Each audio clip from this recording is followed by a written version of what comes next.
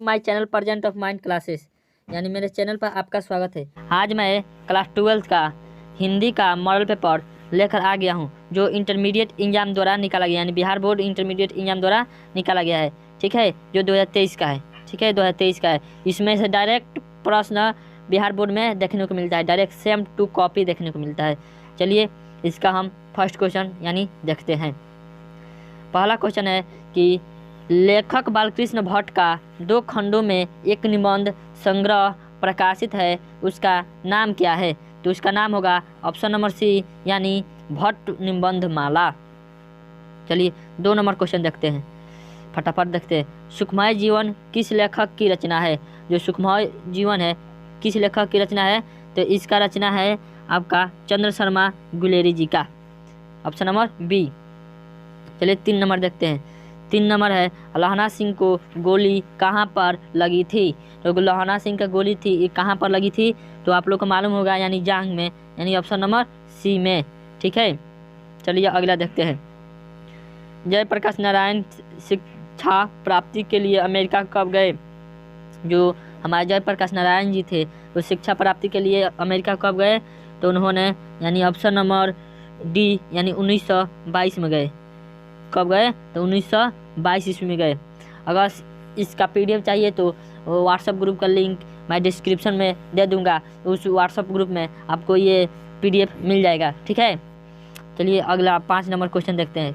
जयप्रकाश नारायण ने राजनीतिक में करप्शन का कारण किसे बताया?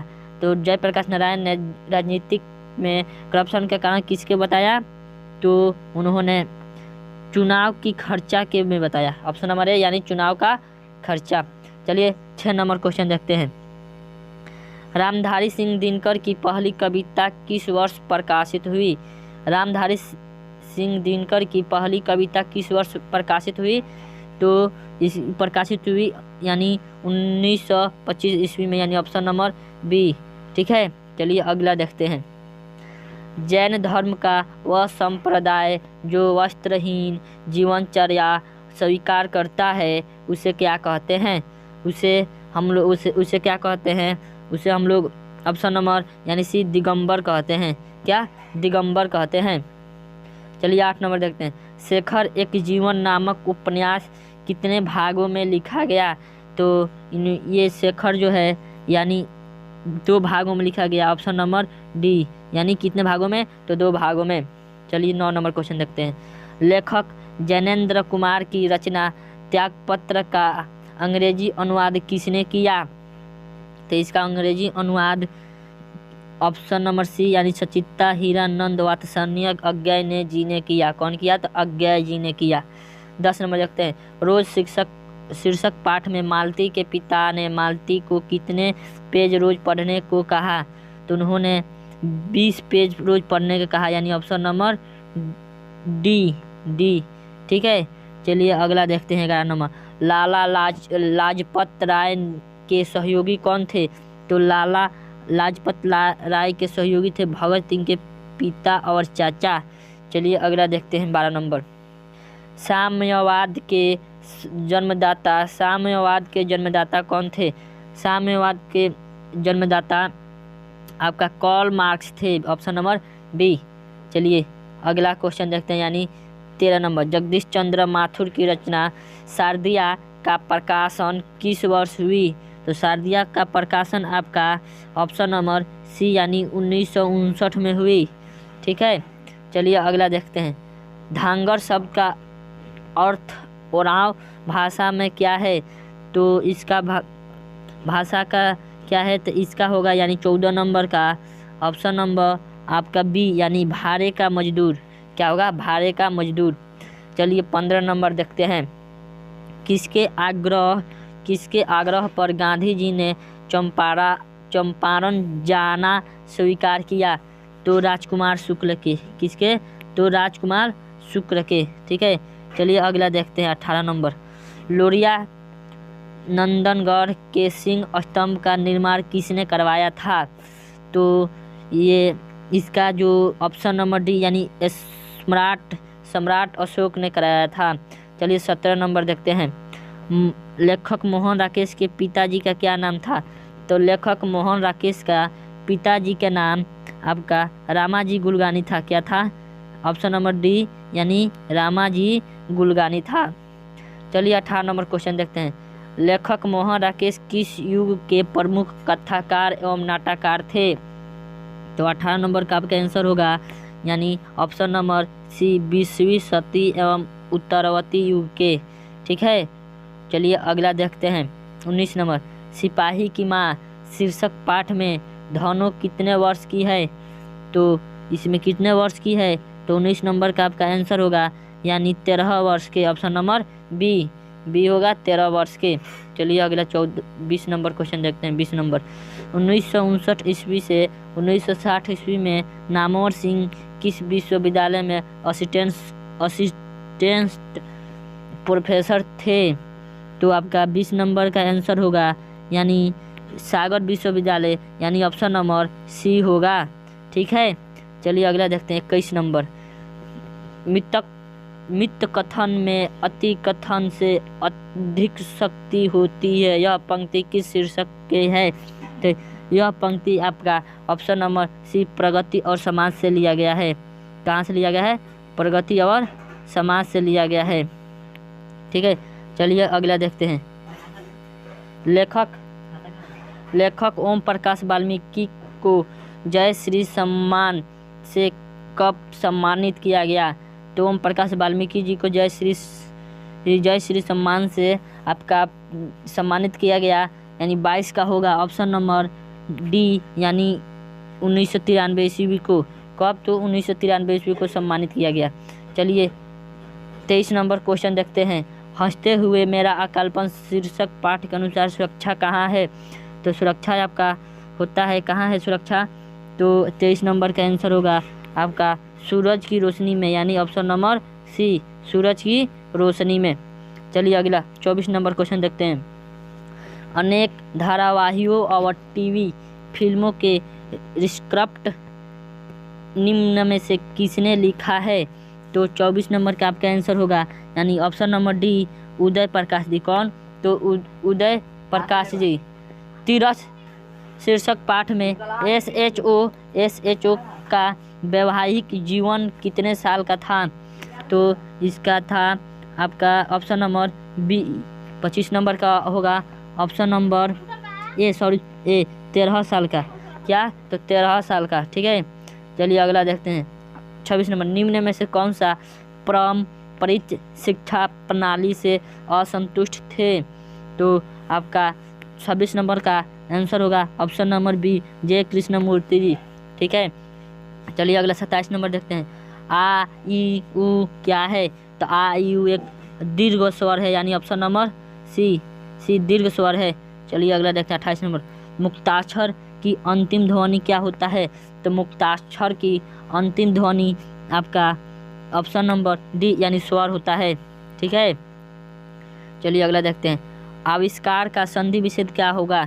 आविष्कार का संधि विच्छेद होगा आवी यानी ऑप्शन नंबर आविष्कार का संधि विच्छेद आप लोग का ऑप्शन नंबर आविधनकार आविष्कार यानी ऑप्शन नंबर ए यानी आविधनकार आविष्कार। चलिए 30 में देखते हैं। अनुस्वार की ध्वनि प्रकट करने के लिए लिपि चिन्ह के ऊपर क्या मनाया जाता है? तो लिपि चिन्ह के ऊपर क्या मनाया जाता है? तो आपका 30 नंबर का आंसर होगा ऑप्शन नंबर बी यानी बिंदु। क्या मनाया जाता है? बिंदु मनाया जाता है। चलिए आगे देखिए। ठ का उच्चारण स्थान क्या होता है? 31 नंबर का ठ का उच्चारण स्थान होता है आपका मृदा। क्या होता है? मृदा यानी ऑप्शन नंबर सी। ठीक है, चलिए अगला देखते हैं 32 नंबर। निम्न में से शुद्ध शब्द क्या है? तो निम्न में से शुद्ध शब्द होता है आपका जगन्नाथ भी गलती है और छत्र छाया भी गलती है, श्रीमान भी गलती है, मान में ऐसा होता है आपका संवाद सही है यानी ऑप्शन नंबर डी। चलिए 33 नंबर देखते हैं। द्वंद्व समास में पदों के बीच चिन्ह लगता है। द्वंद्व समास में पदों के बीच कौन सा चिन्ह लगता है? तो ऑप्शन नंबर ए योजक चिन्ह। चलिए आगे देखते हैं। कावेरी नदी कौन सा संज्ञा है? कावेरी नदी अगर नाम भी आ जाए कुछ भी का तो व्यक्तिवाचक संज्ञा हो जाएगा, यानी ऑप्शन नंबर सी। ठीक है, अगर वीडियो पसंद आए तो चैनल को सब्सक्राइब और लाइक कर दीजिएगा। और इसका PDF चाहिए तो व्हाट्सअप ग्रुप का लिंक डिस्क्रिप्शन में दे दूंगा, उसमें इसका PDF मिल जाएगा। ठीक है, चलिए 35 नंबर देखते हैं। निर्माण शब्द कौन सा लिंग है? तो निर्माण आपका ऑप्शन नंबर सी पुल्लिंग है। क्या है? ऑप्शन नंबर सी पुल्लिंग। चलिए अगला देखते हैं। भिख शब्द क्या है? भिख शब्द आप लोगों का यानी ऑप्शन नंबर डी तद्भव है। क्या है? तद्भव। ऑप्शन नंबर बी तद्भव है। चलिए अगला देखते हैं। नाला शब्द का स्त्रीलिंग शब्द क्या होगा? तो नाला का नाली होता है। ठीक है, स्त्रीलिंग शब्द ऑप्शन नंबर ए। चलिए अगला देखते हैं 38 नंबर। में किस कारक का विभक्त है? तो आप लोग जानते हैं अधिकरण में पर होता है, यानी ऑप्शन नंबर बी, यानी ऑप्शन नंबर बी। ठीक है, चलिए अगला देखते हैं। वाक्य में क्रिया का फल जिस पर पड़ता है उसे क्या कहते हैं? वाक्य में क्रिया का फल जिस पर पड़ता है उसे हम लोग क्या कहते हैं? यानी ऑप्शन नंबर सी कर्म कहते हैं। ठीक है, भोजपुरी में बोला जाता है जैसा कर्म वैसा फल, यानी जैसा कार्य करोगे वैसा ही फल मिलेगा, यानी जैसे ही पढ़ाई करोगे वैसा ही पढ़ाई का रिजल्ट मिलेगा। ठीक है, 40 नंबर देखते हैं। छत के उतरी हुई लता किस कारक से हुई? मैंने इससे अलग हो रहा है, यानी अपादान से होता है ना, अपादान कारक, अपादान से जुदाई वही है अपादान कारक। ठीक है, हिंदी में कुल कितने सर्वनाम होता है? तो हिंदी में कुल कितने सर्वनाम होता है? तो हिंदी में कुल 11 सर्वनाम होता है। ठीक है, चलिए अगला देखते हैं। जो कमाएगा वही खाएगा किस सर्वनाम का उदाहरण है? तो जो कमाएगा वही खाएगा यह उदाहरण है, यानी ऑप्शन नंबर डी संबंधवाचक सर्वनाम। ठीक है, चलिए अगला देखते हैं। वह लड़का किस विशेषण का उदाहरण है? वह लड़का किस विशेषण का उदाहरण है? तो सर्वनामिक।